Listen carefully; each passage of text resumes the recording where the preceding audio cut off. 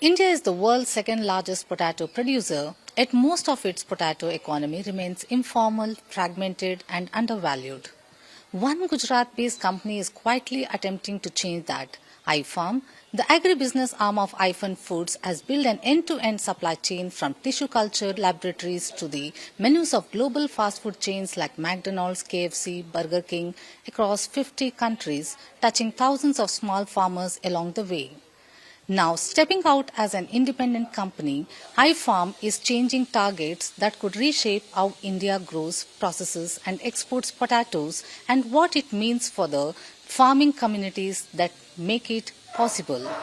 We have with us HyFarm CEO Mr. Soundarradjane. Thank you for joining with PTI. Thank you. Thank you so much. Appreciate. Yeah.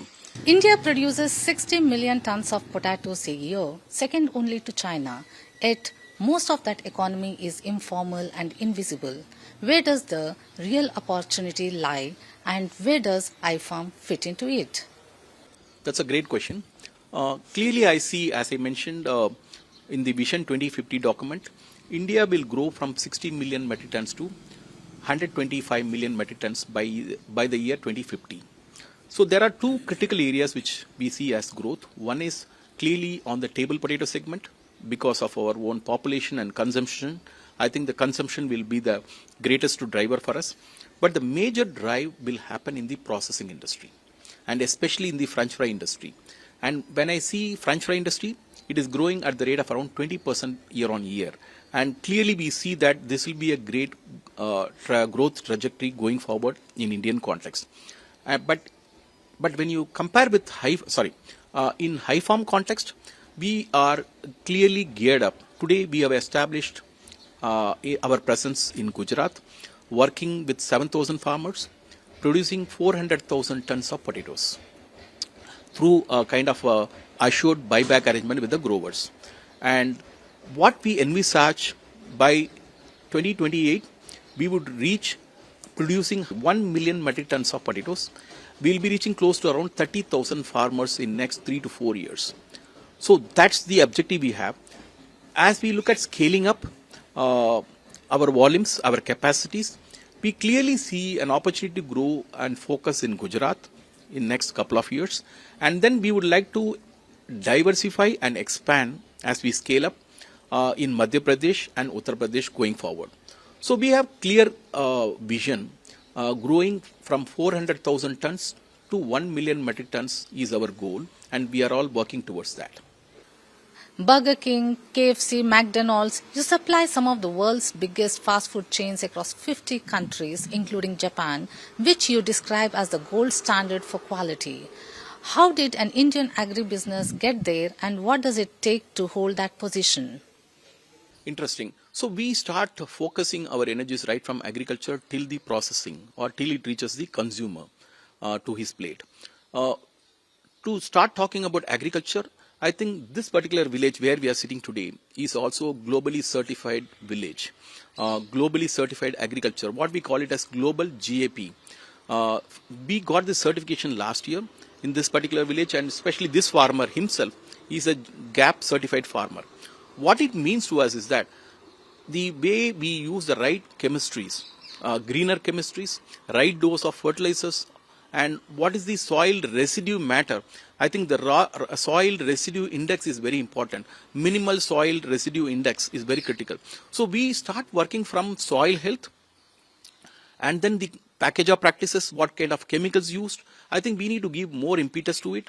And then the way from a safety angle, from a food safety angle, we'll have to look at from agriculture till it goes to the consumer.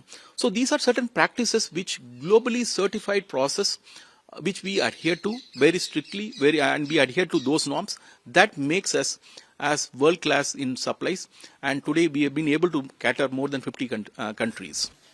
India's entire French fry industry runs on one Dutch potato variety, Santana, which ironically never even succeeded in Europe. That is a dangerous dependence. What are you doing about it, and how soon will farmers see new varieties in their field? Interestingly, the Central Potato Research Institute, CPRI, has also launched a couple of varieties called Fryzona and Fryom. they have also started picking up now, and they are also white flesh varieties because Santana is an yellow flesh variety. So we have a choice for the farmers now. Interestingly, there are multiple breeders across the globe. They are partnering with many of the companies in India, including HyFun and HyFarm. So we are partnering with several breeders across the geographies to try to get varied germplasm suiting for different states in India. In addition to Gujarat, we are also planning for Madhya Pradesh and Uttar Pradesh or other states. So we would like to have multiple choice of varieties. Hopefully in next 3 to 4 years, you will find more number of varieties coming in place. You pay royalties to Dutch breeders for every ton you multiply. As you scale toward 1,000,000 tons, that bill grows too. How much are you paying today, and at what point does building an Indian agribusiness on foreign genetics stop making commercial sense? So if you look at from a research point of view, it takes at least minimum 8 years for a breeder to release the first variety, and the probability of success is very minimal. So I think it is better to identify the germplasm which are already tested and proven in similar geographies. For example, today when we equate our conditions with Middle East or Egypt or Spain, we find certain, or California for that matter, or Atlanta. These are geographies which are having somewhere close to tropical conditions which suits our requirement. So what we do, we look at genetics across the globe. I think that is the easiest one to do. When we have several genetics, diverse genetics across the globe, it is better for us to pick up those which are suited for our conditions. So that will be the right path to look at it. But going forward, if we want to strengthen our research, there are multiple areas where we can expedite, like the way the new breeding programs like marker-assisted breeding or gene editing, or in future, true potato seeds could be the answer to fast-track the whole mechanism. Because seed production program itself takes 7-8 years, and then you have a breeding program for 8 years or 7-8 years, close to 16 years. I think 16-20 years for a variety to hit the market will be too taxing and time-consuming. I think it all depends on our way of embracing new technologies going forward. I think that should be the key for us. HyFarm is a 800 crore procurement operation financed entirely through debt with no equity infusion on the agri side. You're asking lenders to back a business where the return cycle spans 7 years. How do you make that case, and where does the capital for your 2028 expansion actually come from? So primarily, our focus has been more from our debt, bank debts. Thankfully, we are able to manage it. I know it's a very highly capital intensive farming. Potato itself is highly capital intensive agriculture, and the margins are very, very thin. But end of the day, we could build a value chain which is economically viable for us as a company and viable for the company group as a whole. So that's where we foresee ourselves. HyFarm is largely a Gujarat story today. You are now looking at Madhya Pradesh and Uttar Pradesh. Madhya Pradesh makes sense as an early harvest market, but UP is traditionally a table potato region with lower solid percentages. Why would UP ever work for French fries? I think UP to me is the future for processing industry. Though today UP is the powerhouse for table potatoes, we see over a period of time the temperature rising up in UP, which turns out to be an ideal place going forward. And I could see in last 6-7 years, I think the solid percentile in UP is increasing because of temperature going up in that particular area.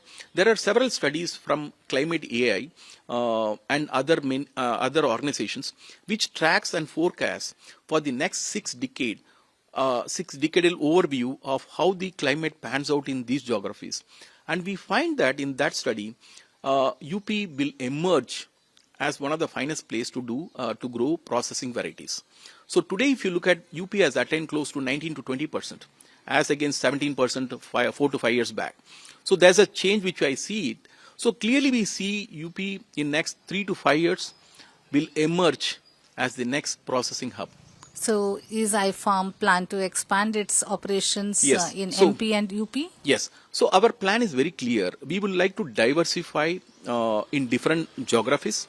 So Gujarat, we started with Gujarat, it will be our focus site, but we will also enter into MP and Uttar Pradesh in 2028 and 2030.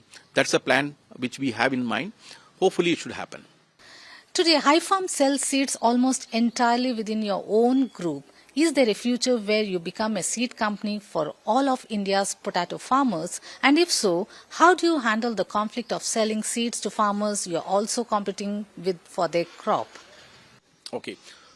So clearly, if you look at, there are three segments in our seed production program. One is producing French fry varieties, crisping varieties, and table varieties. And HyFarm has been involved in all the three varieties in producing table varieties, French fry varieties, and crisping varieties. But predominantly, our focus has been more on French fry varieties. 90% of our volumes have been on French fry industry. But when we were growing last 5-6 years, farmers were asking for some of the table varieties and crisping varieties. So we started multiplying, say, table and crisping varieties for MP and Gujarat farmers. Now that owing to the success we have seen, I think we have the capability now to get into table seed segment. So we will be able to expand across geographies wherever potato growing areas are there. We will also open up our distribution network to support common farmers, especially in crisp and table potatoes going forward. So when is it likely to come up? Hopefully in the very near future. There are plans in place, the production is happening in place. So hopefully by 2026, we should be able to expand from Gujarat to neighboring states like UP or West Bengal. You became one of India's top 3 seed multiplying companies in just 7 years, something competitors took 25 years to build.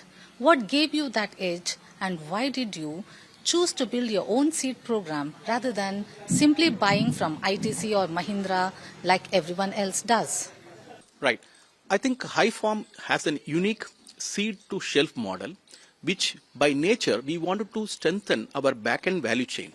We have 3 tiers we want to strengthen. One is our commercial production, wherein we buy potatoes on an assured buyback from our farmers.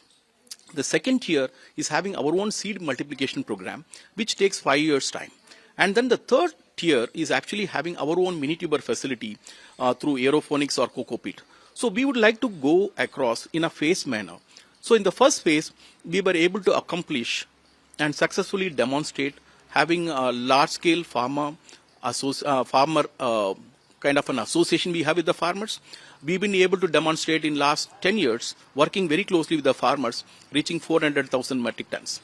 But today, if you look at HyFarm, while we were evolving as a seed multiplication company, we have become the second largest seed multiplication company. We produce close to 100,000 metric tons of potatoes. And in last 2 years, we moved from around 50,000 tons to 100,000 tons in a very short span. Look at the company HyFarm. In last 7 years, we started with 3,000 metric tons of seed distribution to farmers. Today, we have a seed production program close to 100,000 metric tons. By way, we have become and emerged as the largest seed selling or seed multiplying company, especially in potato industry. What it tells to us are 2 things. One is farmers who have been associating with us last 7 years have been very, very supportive, and they have produced the best quality of seed. And our quality seed has been very well appreciated by the Gujarat farmers. Can you walk us through your seed cycle in plain language? How does a peanut-sized tuber grown in a laboratory become a French fry on someone else's plate? And how many years does this actually take? It's a quite interesting journey. In potatoes, it is very unique. The seed production program, unlike any other crop, is totally different. If you look at it, has 3 facets. The first facet is on the mini tuber production.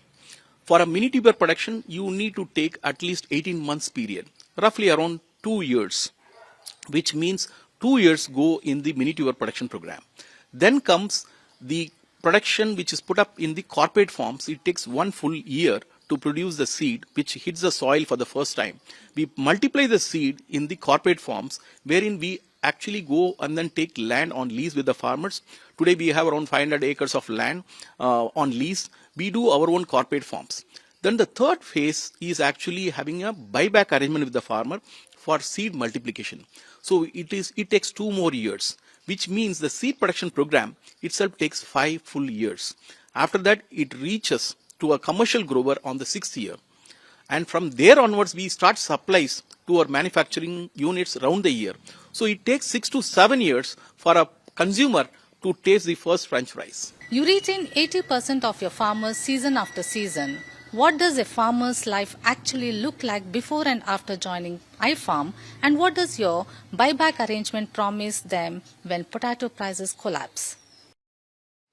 So, in a way, the interesting piece for a farmer to associate with us, clearly number one is that the procurement price. We've been able to offer competitive price for a farmer, so it becomes economically viable and profitable for a farmer. That's number one.